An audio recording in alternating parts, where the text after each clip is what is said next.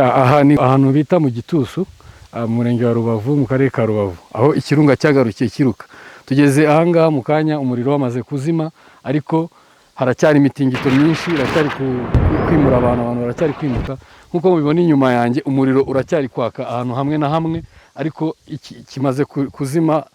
Iyo kizimye rero kiza gitemba ari nk'igikoma, ariko iyo kizimye gihinduka amabuye. Aya mureba rero ni amabuye y'ikirunga.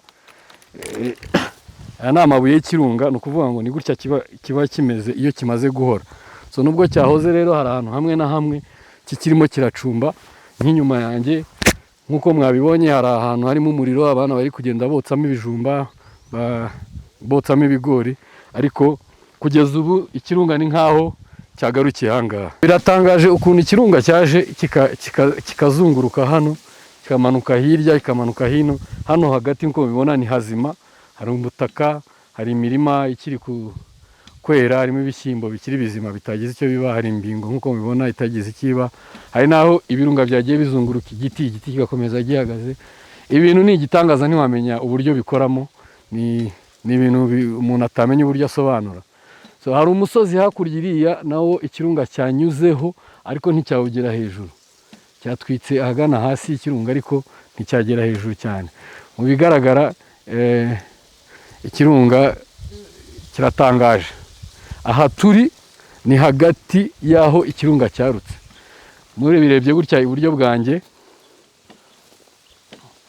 bwanjye nko mubibona ni ikirunga, ibumoso bwanjye ni ikirunga nko mubibona, imbere yanjye ni ikirunga, ari naho cyaturutse kiza, inyuma yanjye naho cyarahagose. Ni ukuvuga ngo hano hagati turi hagati, hasigaye hazima, ahandi hose naho cyagiye gitwika, amabuye amaze kumira.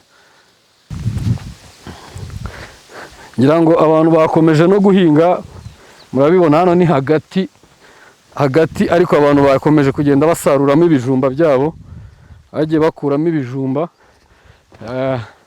Hari abantu bakiri gufata inkwi, ibiti byagiye bishya bisaguka bari kubikuramo inkwi. Umuriro rero urakomeje kwaka hamwe na hamwe rero. Nkaha umuriro uri kwaka, umuriro uracyari kwaka hano, ariko ni uduce tumwe na tumwe. Hano umuriro uri kwaka, hari umuriro wazimye, umuriro uri kugenda ariko uraturuka hasi mu butaka, mu mabuye hasi. Ni amabuye agishyushye, amabuye aracyashyushye, ariko umuriro wazimye w'ikirunga. Aha mpagaze hejuru y'amabuye rero, ni ahantu abantu bakomeje kugenda banyura, hahoze ariko haracyarimo umuriro.